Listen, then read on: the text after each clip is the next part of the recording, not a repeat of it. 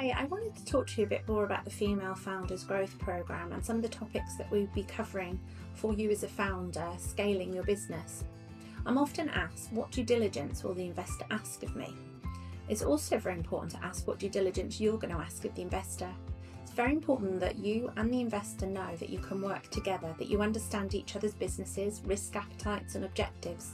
Do they understand you and your industry? Do they really have a good, solid trajectory for their money, for the business, and is it in line with you? A lot of time the pitch deck gets their interest, the business plan shows them where you're going, but you really need to have a candid and transparent discussion with the investor. Yes, obviously, so that they agree good terms and you get their investment, but you know if they're opening doors for you, or is it passive money? Or are they actually going to mentor your business and thrive the way you want them to? It's really important that you have that transparent discussion early on, and then that's mirrored in a shareholders agreement. This agreement sets the platform on what you're going to build the business upon, and if one of you leaves, it governs how. It also stops them diluting your shares and taking your business.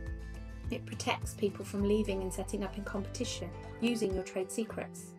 If you later want to sell the business or take in further investment, we have what's called drag and tag-along clauses to enable you to run your business without being fettered by various investors. Sometimes it's really important to understand exactly what the relationship is, the strengths and the weaknesses and where it's going, and have that documented carefully, not only to build upon, as I've said, but also if something goes wrong, it governs how you resolve that dispute. Please do understand that the legal work is essential, and so is the due diligence and transparency between you.